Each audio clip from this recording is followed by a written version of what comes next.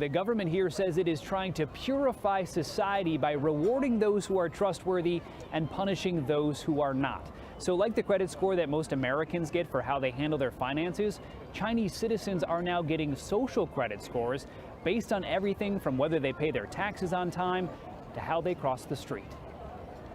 When Liu Hu recently tried to book a flight, he was told he was banned from flying because he's on the list of untrustworthy people. Liu is a journalist who was ordered by a court to apologize for a series of tweets he wrote and was then told his apology was insincere. I can't buy property. My child can't go to private school, he says. You feel you're being controlled by the list all the time. And the list is now getting longer, as every Chinese citizen is being assigned a social credit score, a fluctuating rating based on a range of behaviors. It's believed that community service and buying Chinese-made products can raise your score. Fraud, tax evasion, and smoking in non-smoking areas can drop it. If a score gets too low, a person can be banned from buying plane and train tickets, real estate, cars, and even high-speed internet. It's a good thing, this woman says. There should be punishment for people who can't behave. China's growing network of surveillance cameras makes all of this possible. The country already has an estimated 176 million cameras, and it plans to have more than 600 million installed by 2020.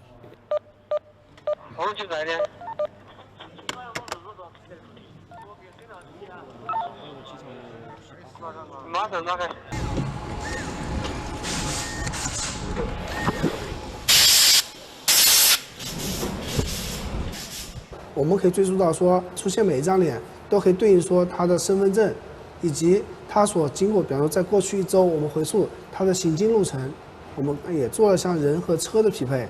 那同时在人上匹配，还包括亲属关系匹配，然后是你经常接触人员之间匹配。就是当摄像机布到或者我们传感器布到一定密度的时候，其实我们会经常知道你跟谁经常在一起。 Well, here we are then. I've just got out of the car, close to the city centre, and for the purposes of this exercise, the plan is for me to start walking in the direction of the bus station. My image has already been flagged to the authorities as a suspect, and in theory, it should only be a matter of time.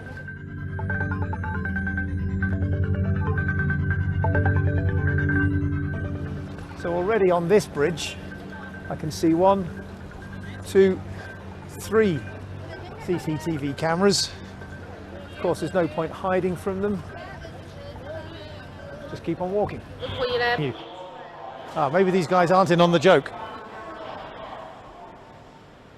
In several big cities in China, including here in Shanghai, the government is even tracking jaywalkers. Cameras record them going through intersections, zero in on their face, and then publicly shame them on nearby video screens. Has studied China's economic and political culture for more than 3 decades. He says how the new scoring system truly works is kept secret and could be easily abused by the government. How far into people's daily mundane activities does this go? Well, I think that the government and the people running the plan would like it to go as deeply as possible to determine how to allocate benefits and also how to impact and shape We traveled to Shanghai to talk with China watcher Ken Dwoskin about that Chinese government proposal to evaluate the credit and the online behavior of netizens.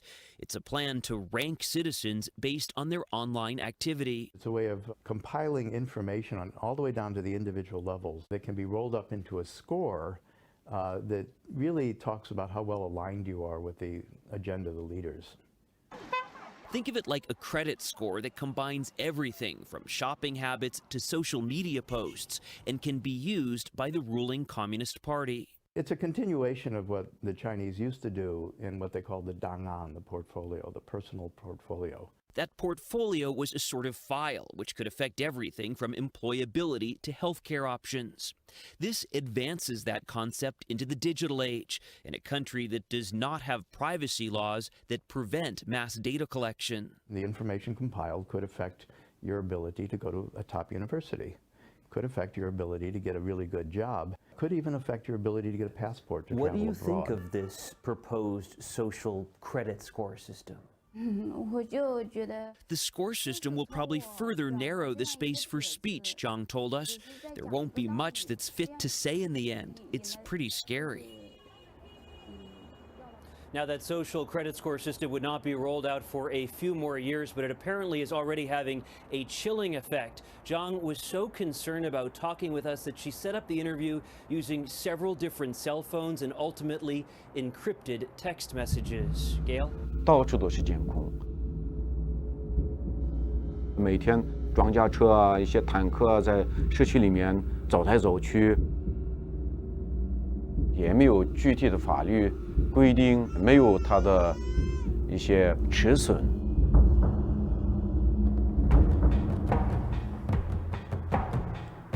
Reporting in Xinjiang, in China's far northwest, feels like traveling in a war zone. So we're here in Urumqi, which is the capital of Xinjiang, in a market downtown.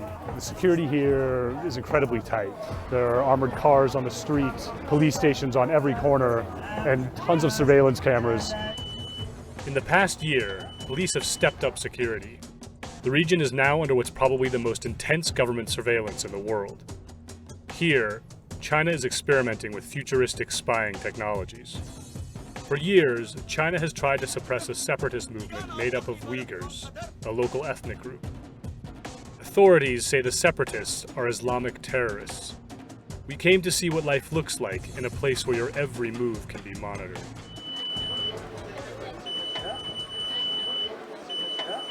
To be in Xinjiang means being checked every day, multiple times a day.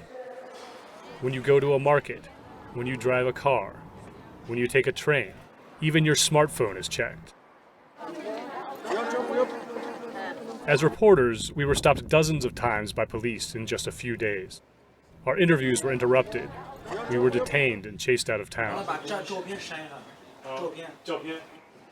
Daily life can be exhausting even for people who approve of the security, like this wine shop owner we met. 非常麻烦，就会给人造成一种困扰。人一旦有了困扰，他就不愿意去干这个事。对，就像我喜欢逛街，但是我一去逛街就要查个身份证的话，有造成的困扰，我就不愿意上街了。The surveillance apparatus falls hardest on Uyghurs. Parhat Imin sells pomegranate juice in the streets of Urumqi. He used to sell Islamic items, but after ethnic riots in 2009, the police forced him to close his shop. 执法局打的把我，而且土行打的，把牙打掉了，土打掉了。 Imin has had run-ins with authorities since. He was once sent to jail for buying hashish. Now, he says every time he goes through a checkpoint, his ID sets off an alarm. 撞进去了，黑名单。说这个的话，别地方去把我抓走，还走了。 Imin says authorities are targeting him because he's Uyghur. The government didn't respond to requests for comment. 好几次我给弹幕说，枪毙掉，我就不上火了。 In Xinjiang, Chen has taken his methods of mass control to a new level, turning the region into a laboratory for new surveillance technology. ID cards loaded with personal details are used to track people's movements.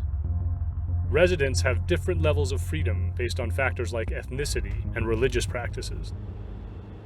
Goods that are deemed dangerous are tightly controlled.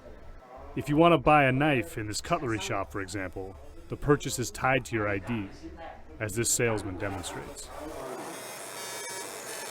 这个就二维码，这个就二维码编号，然后直接雕刻能激光刻上就可以了。就是一个身份证放在上面，然后一读卡，这个身份证照片、身份证号码，然后民族、家庭住址都有了，然后生成一个二维码。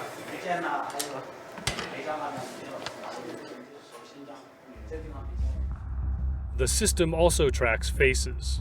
An immense network of security cameras, some equipped with facial recognition, is constantly monitoring the streets. Facial recognition systems are also used to match people with their ID cards, everywhere from shopping malls to gas stations.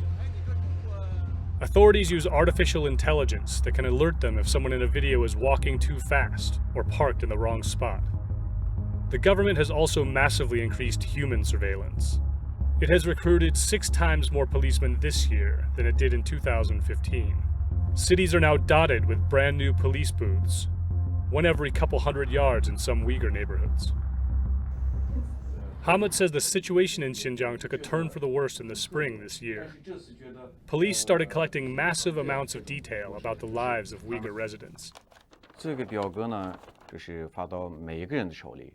这边有很多信息，他的民族身份、维吾尔族、无业人员、有护照、每日礼拜，这是给人打分，判断这个人是放行人员还是一般人员还是不放行人员。